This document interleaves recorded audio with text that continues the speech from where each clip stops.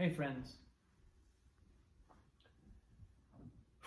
So I've had a bit of a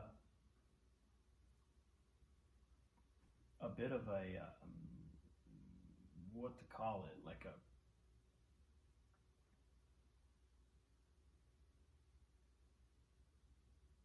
humbling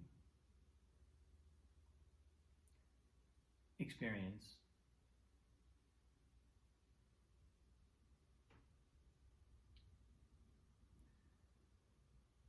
And it's comes in the form of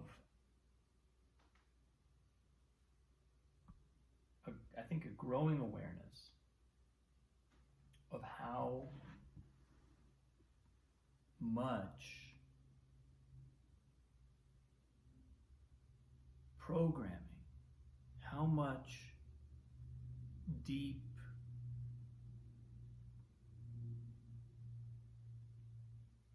patterning I actually experience. And this is, I've had this experience many times in my life where I go through a kind of threshold of awareness, and it's like a layer of gauze peels off my face. And you go, oh my God, look at what I have been unconsciously doing. Look at what I have thought, done, wanted, pretty much without knowing it.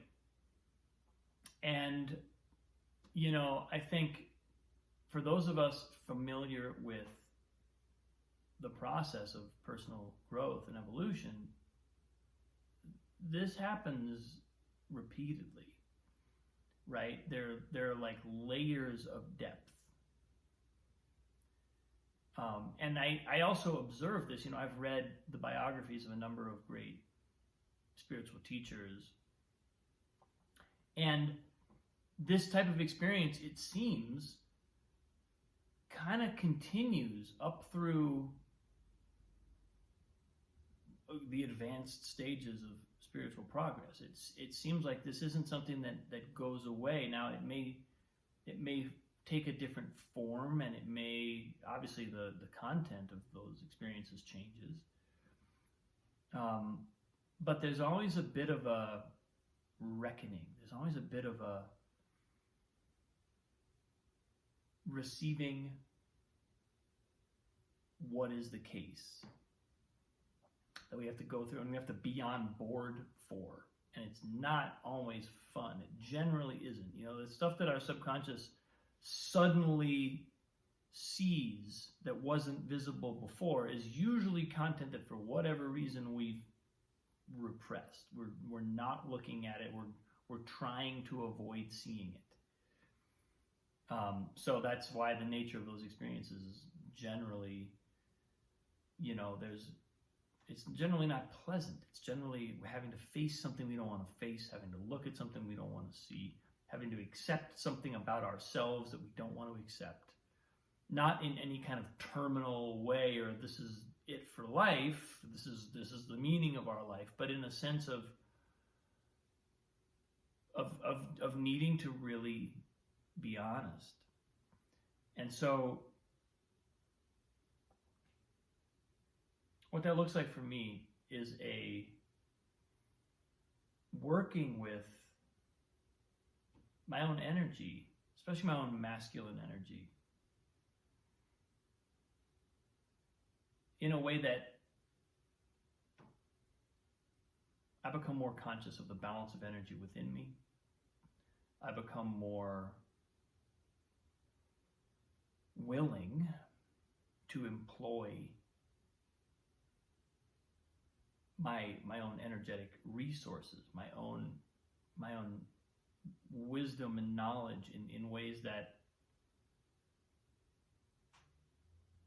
genuinely move me forward, genuinely improve my life. There's a kind of, I feel like I've been hiding almost from my own masculine core.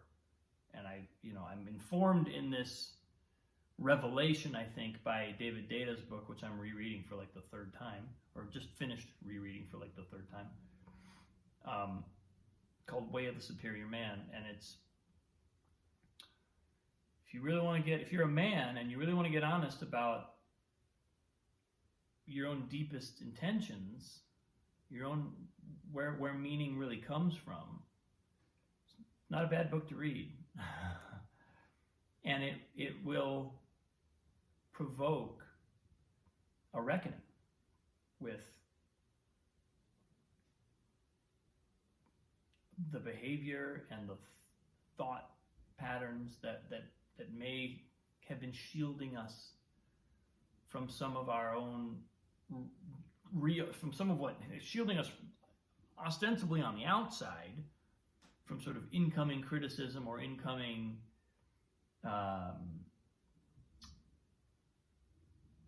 what we might see as energy or influence or critique that humbles us. But what ultimately is, we're shielding ourselves from our own deepest source of energy too. We kind of can't have it both ways. We can't block out the powerful masculine energy in the outside world and then expect that to not have an effect on the relationship to our own internal source of that energy. When we cut ourselves off from one, and it's usually in the form of, I don't want to deal with that out there. I don't want that to, cut me.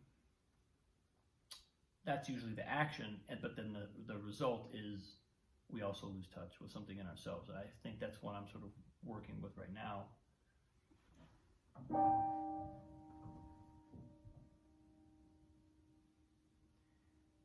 And it's not super fun.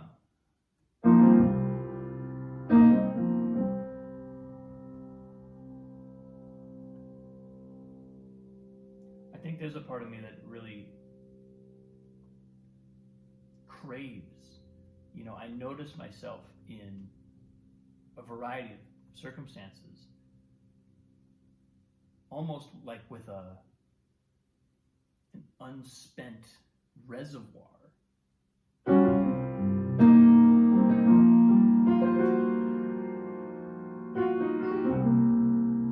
of this energy that's just trying to get out, trying to be expressed. It's not, and the thing about masculine energy, and we see this in the world, is it can get a bad rap when it's expressed destructively, and that can sort of create a sense of, okay, let's clamp down on that. Let's not let it cause any damage. It's almost like we treat our own reservoir of masculine energy the way we would treat a rambunctious child who's going around breaking shit.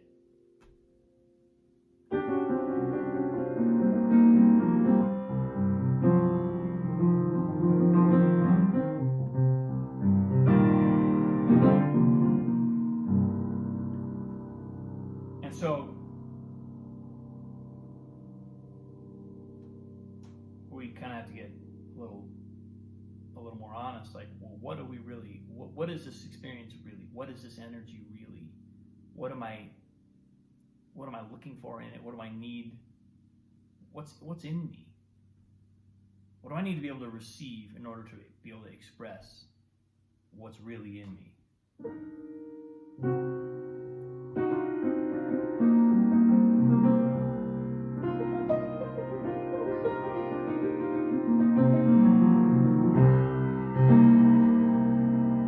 I think this is this experience of working with our energy and becoming conscious of the energy within us, what wants to be expressed. This is something that I absolutely imagine is kind of a similar process for a woman with a feminine core, like as David Data would call it, a feminine core. Which doesn't necessarily have to be the case. You could be a man with a feminine core or a woman with a masculine core, but it's basically the energy that we resonate most with in our life, the energy that seems to animate our action, our thinking, our desires, our meaning making. And by and large, men tend to, statistically, I think he says like 80 to 90% of men are just males with a masculine core or females with a feminine core, and then there's a good 10, 15% of the population that polarity might not be so evident simply based on their physical gender. But the principles of the energy underlying it all are essentially the same, and so it requires a bit of self-knowledge to just know who and what we are, get a sense of what our needs are. And so for me, this is partly to kind of demonstrate some awareness around the fact that this is not a strictly male conundrum. I'm just experiencing it through that lens because of who I am.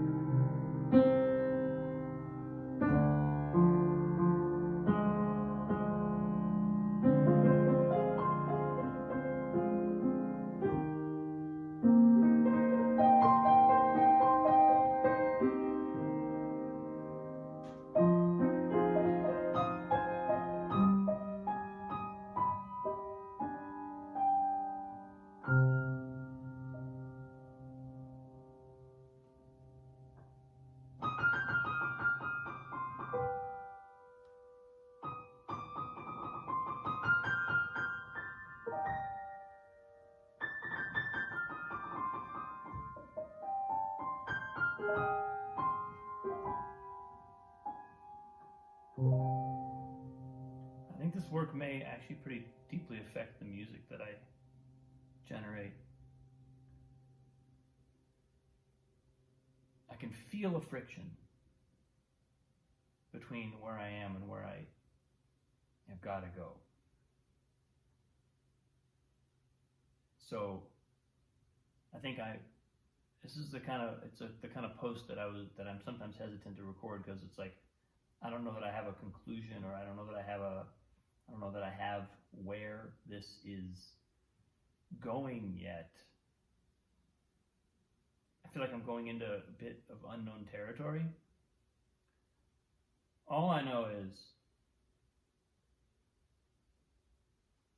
there are some needs here that feel significant and that feel like they're not going anywhere. And so, what I spoke about before, the behavior, the humbling experience of seeing what's been off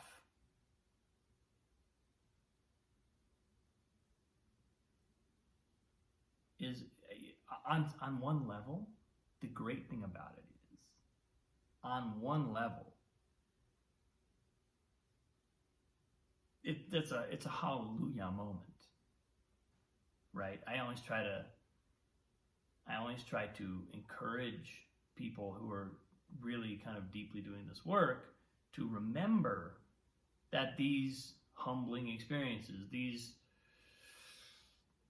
kind of moments where we're shaken a bit by what we are being asked to see, are actually massive gifts. They're huge, huge inflows of insight and intelligence and wisdom into our system.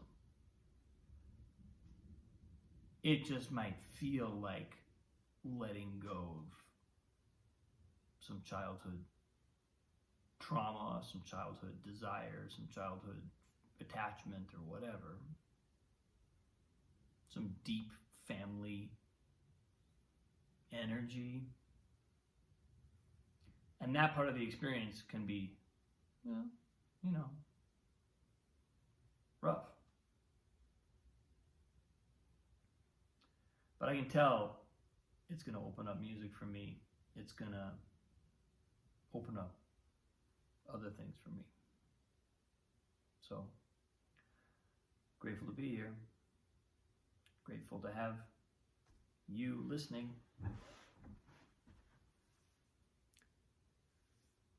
Thanks for tuning in. I appreciate you.